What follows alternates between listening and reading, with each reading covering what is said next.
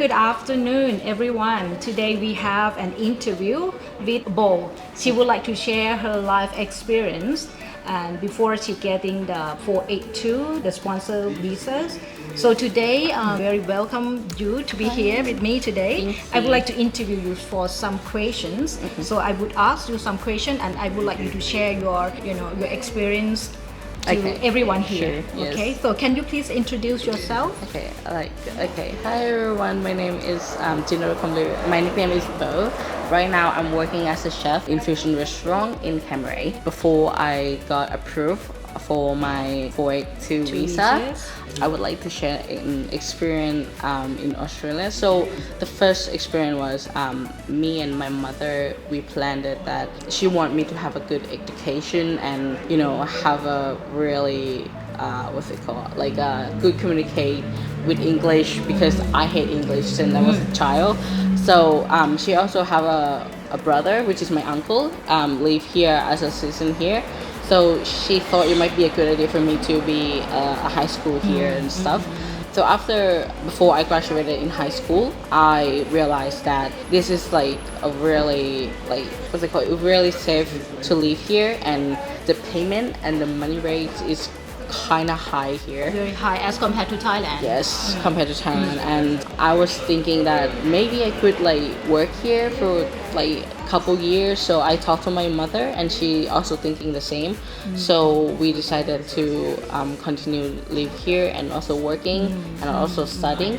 And in high school, we have something called work experience in the hospitalities where we will be working as a waitress.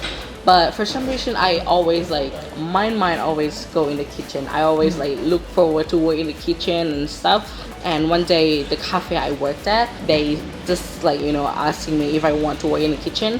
Well, it's just a little work, clean the dishes and doing some small stuff. But I kind of like it, so I was maybe I would find some college or university that will support me in this path.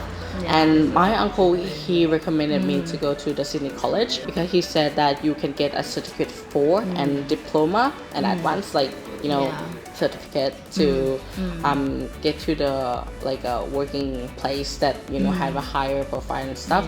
So I decided to come to the Sydney College. They have a 3 years of studying. The first year, which is a certificate 4, you have to for 2 years. The first year you have to bring in the practical. You have to go to the kitchen, get the actual experience. What is it like to work in the kitchen and stuff? And then the other year you'll be studying about business and more inside a hotel and stuff like that. And then the diploma and stuff. That's more focused on the business. So you decided to enroll in the package, which is the certificate 4 in kitchen management, followed by the diploma and advanced diploma in hospitality management.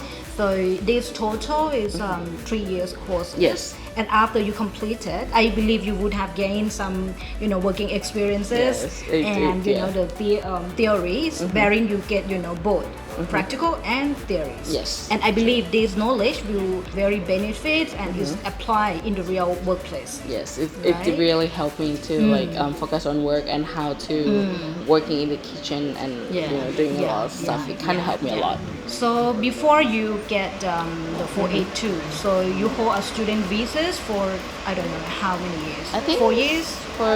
For the high school is 6 years, and then 6 years, and then the college 3 years. is 3 years. 3 years, almost 9 years. Yes, almost yes. Tell me more about your student life. My student life, to be honest, I'm more like a quiet girl. I'm not into the popular or anything, but I kind of focus on what I like. For example, the hospitalities, kitchen, business, commerce, and in the art and stuff like that. I actually love cooking, inspired by my mother. So every time when we have a hospitalities, because they have 4 terms, right?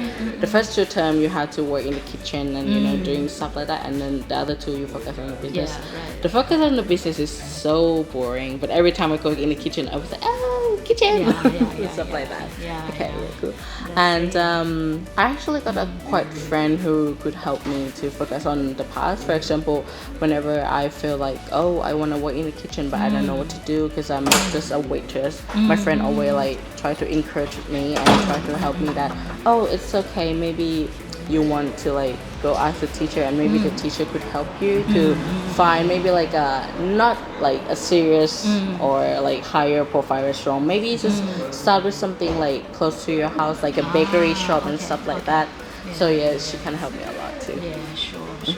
So the first real experiences in the restaurant as a chef. Tell me more about that.